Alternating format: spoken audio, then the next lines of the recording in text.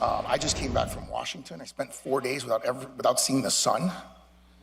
And I kept thinking to myself, my God, there's only one job in America that would make me want to stay here long term. You guys can figure out what that is.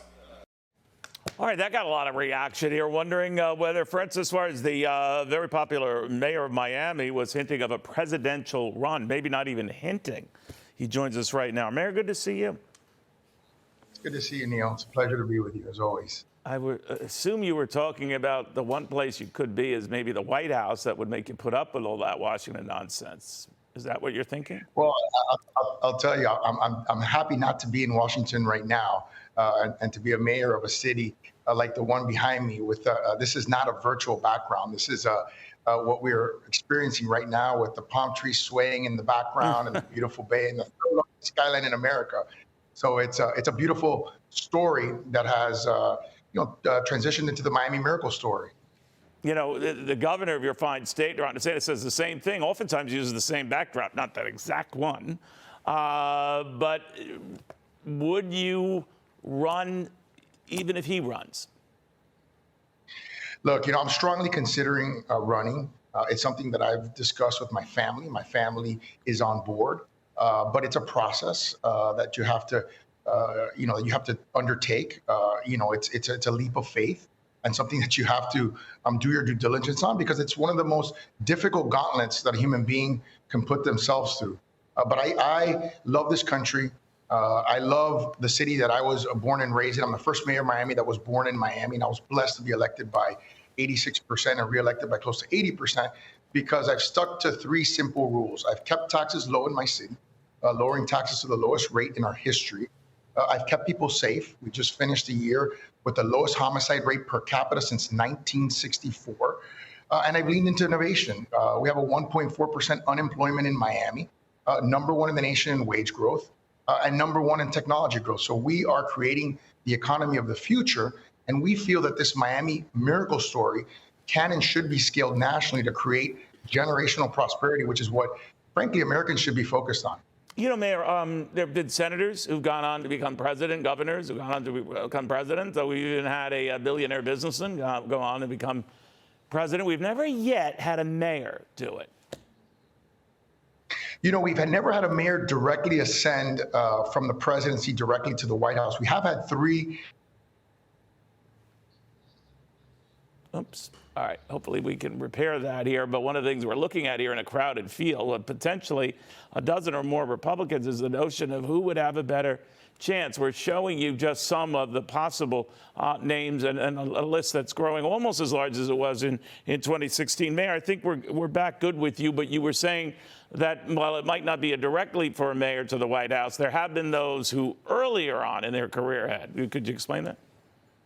Yeah, that's right. So 3 former presidents were once mayors.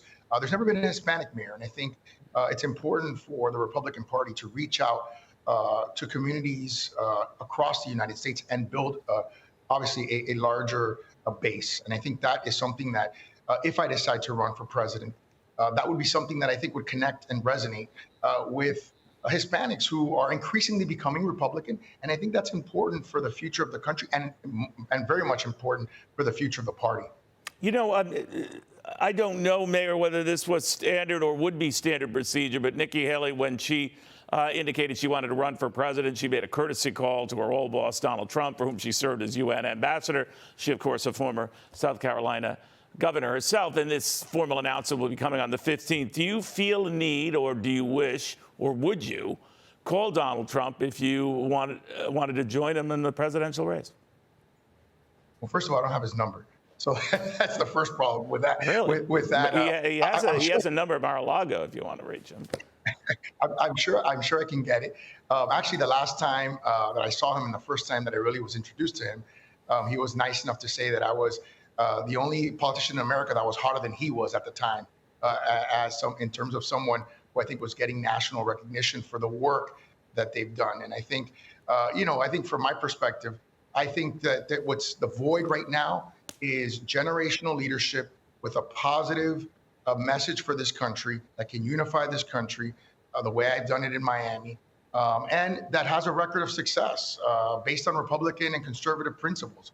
that has created prosperity for people in my city. And 85% of Americans live in American cities, and 91% of the GDP produced by our country is produced by people who live in American cities. So if we can get our cities functioning and create more prosperity for more people, we can deal with the competitive pressures that we're going to confront for a generation. And I think that's what we should be focused on.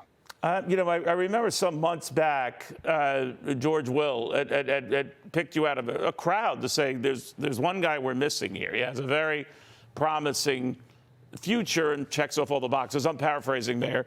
But I am just wondering, you sound like someone who's more than thought about this. Is there a team together? How soon would you make an announcement? Yeah, so we're going through that process now of determining, what kind of resources we need, what kind of a team would it take to do something at this level. I respect George Will tremendously. And I do think if you look at the history of American presidential politics, this country is incredible. This country chooses people oftentimes that are not front runners. I think the graveyard of American presidential politicians is littered with front runners.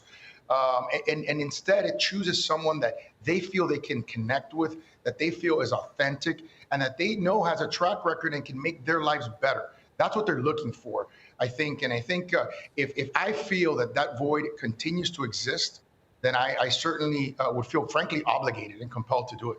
All right, we'll watch closely. Francis Suarez, good seeing you again. The mayor of Miami getting a lot of buzz. You never know.